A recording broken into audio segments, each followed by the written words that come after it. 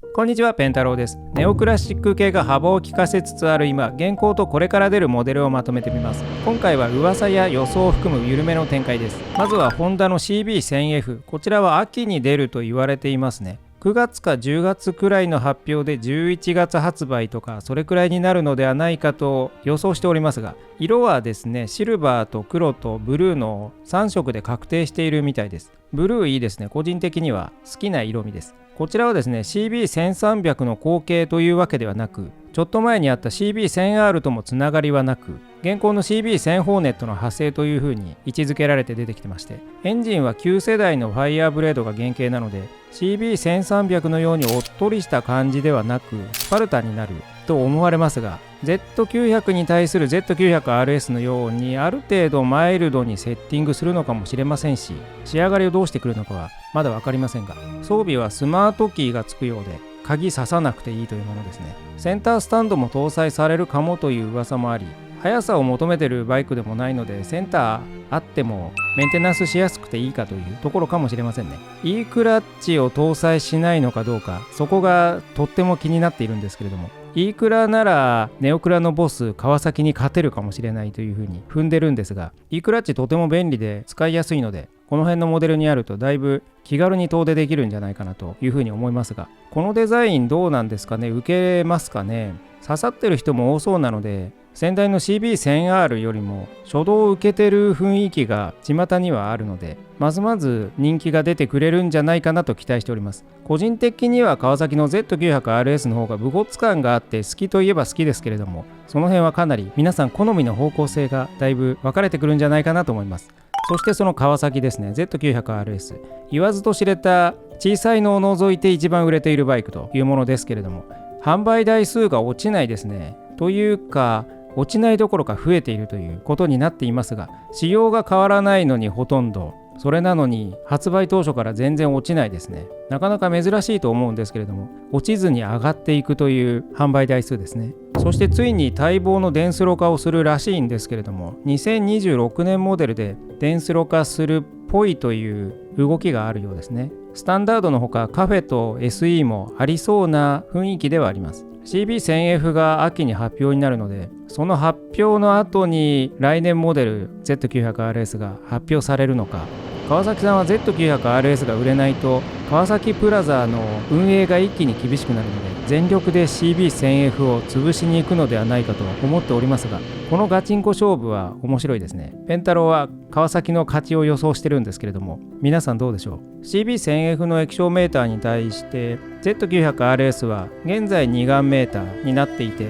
現行 Z900 新型ですね、その機能に準ずるとメーターの情報量が足りないと思うので、そうするとメーターを変えてくるのか、機能を減らして2眼でいくのか、多分2眼キープでしょうね。機能をやや減らしてハイテクより雰囲気の人がターゲットだと思うので、そういった形に仕上げてくるのではないかなと予想しています。いずれにしても来期モデル楽しみですね。 Z900 です。次がヤマハの XSR900、 こちらは2022年に現行のフォルムに変更されて、今年また細かく変更されていまして、見た目そんなに変わらないんですけれども、細かいところちょっとずつですね、メーターが大きくなったり、シートが地味にレベルアップしていたりとかですね、ステップがラバーステップになったり、シートとステップは形一緒だと思うので、旧型ユーザーの方もセルフアップデートできそうな、そんな雰囲気があります。クラシックなデザインを現代風に再構築したという風なフォルムになっていて、川崎はクラシックテイストをまんま行こうとしますけど、ヤマハは再構築していくというのがこだわりなんでしょうね。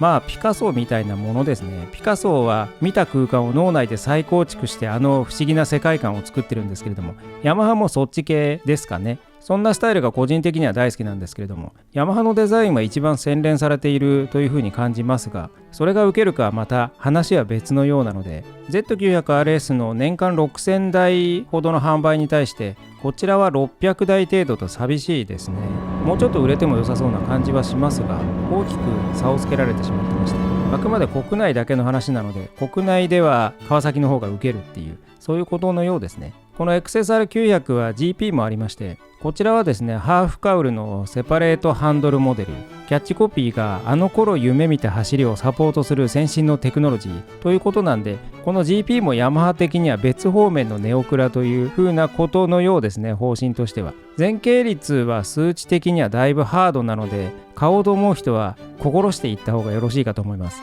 GP ではないスタンダードの XSR900 の方は今年限定色のアイボリーが出まして、このアイボリーはなかなかいい色なんですけれども、モーターサイクルショーでも展示されていまして、注文は9月末までというふうに切られているので、気になる人はお早めに動いた方がよろしいのではないかと思います。では次、トライアンフのボンネビルシリーズ T100 と T120 があります。ボンネビルシリーズは1959年が始まりということらしく、 T120 はラスベガスの芸術展で公開されたそうです。その後1975年まで販売されていて、2016年17年くらいに作られたものが現行モデルにそのままなっているというところですね。ベースが同じのよりモダンな方のスピードツインシリーズというのも、こちらも十分ネオクラテイストでして、ボンネビルはその中でも徹底的にネオクラ感を出しているという、そういう住み分けになっているんですけれども、クラシックテイストを求めるならトライアンフを見に行くと刺さるものがあるかもしれないです。次はモトグッチ V7、 イタリアの手法モトグッチ、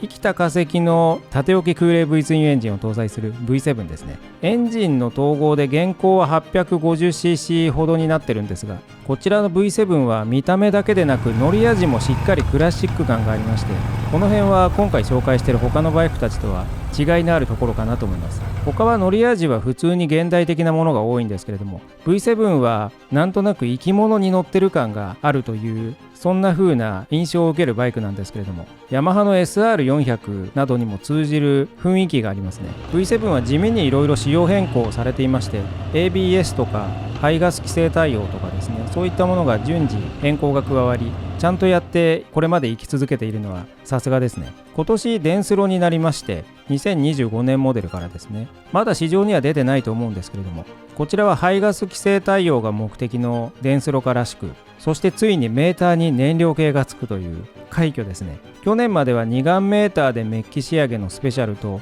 単眼デジタルメーターでマット系のストーンと、そのようなラインナップだったんですが、電スロに伴ってスペシャルもストーンに寄せられて、そんなに見た目に差がなくなりました。見た目的にはクラシックの終焉を感じてきますかね。そんなモトグッチの動きに見える今日この頃です。こちらの V7 は合う合わないはもちろん人によってあると思うんですけれども、乗れば魅了される人が多数の車両となっており、ペンタロ個人的にはとてもおすすめのバイクです。繰り返しますが V7 は至宝です。そして次がロイヤルエンフィールド。もともとイギリスのメーカーで、今はインドメーカーということで良いと思うんですけれども、このロイヤルエンフィールドはもうメーカー自体がネオクラですかね。トライアンフもやや近いんですけれども、ロイヤルエンフィールドは出してるバイク全部がネオクラ系の、全部が丸めという風な、そんなメーカーなので、完全に丸めのクラシックテイストしか出さないという、今後わからないですけれども、今のところはそんなような形になってます。乗り味もよくできたクラシックテイストという印象で、それでいて丸いデジタルメーターにナビが表示できたりとか、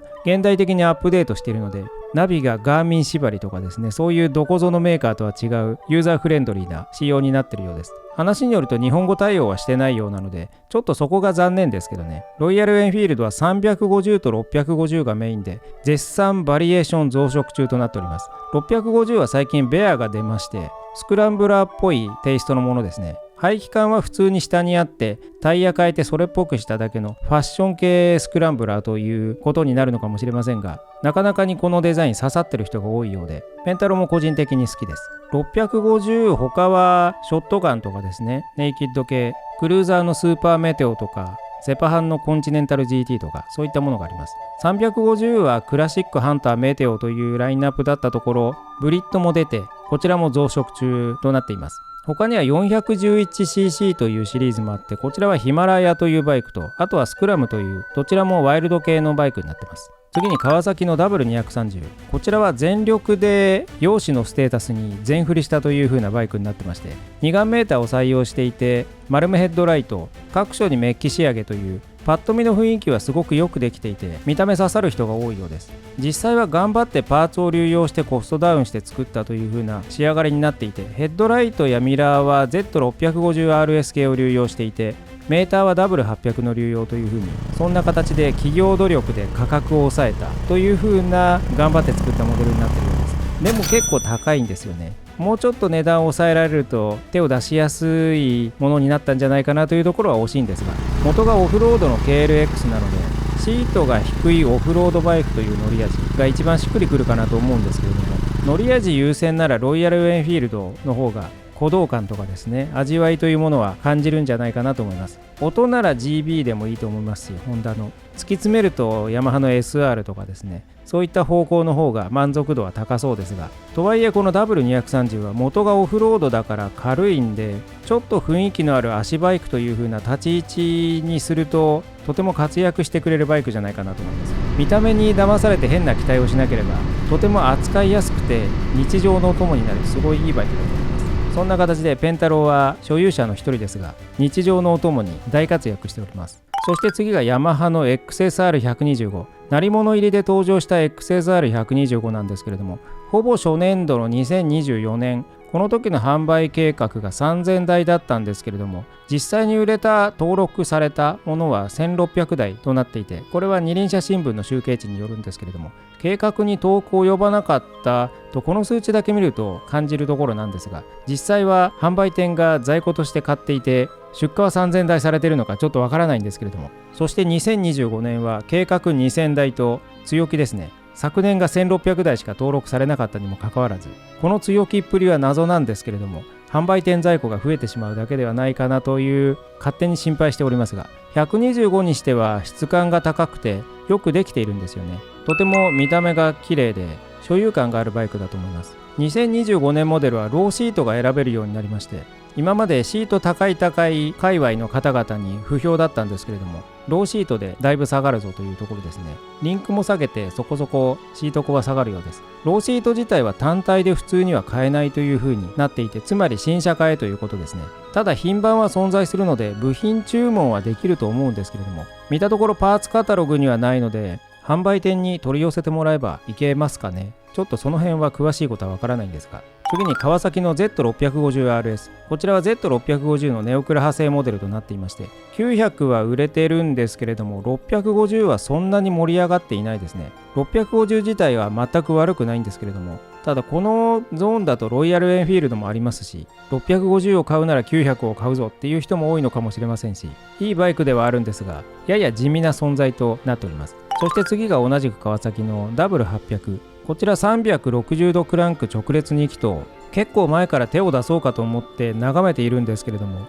未だ眺めてるだけで手を出していないんですが、排ガス規制を通すのかどうかと言われていて、通してまだ残りそうな感じがしますね。ただのペンタローの予感なんですけれども、 W230 も出て一応ファミリーが形成されていますし、ダブルシリーズとしてもうちょっと引っ張っていくのかなという気もしております。存在として貴重なのでぜひともこのまま残していただきたいところではあります。そして次はヤマハの XSR700、 こちらベースは MT-07 ですね。もともと XSR900 と700は見た目がそっくりだったんですけれども、 XSR900 のモデルチェンジでだいぶ見た目が変わったので差別化がだいぶできるようになってきましたが、 MT-07 ベースのですね、こちらは2025年モデルでデンスロに進化しまして大幅アップデートしましたね。価格もそこそこ上がりましたけれども、かなりレベルアップしたんじゃないかなと思いますが、 XSR700 の方は発表は特に今のところなく、どうでしょう、このまま終焉するのかアップデートするのか。実際ほとんど売れていなくて、外で見かけたら茶柱が立ったくらいラッキーという、それぐらい遭遇率低いんですよね。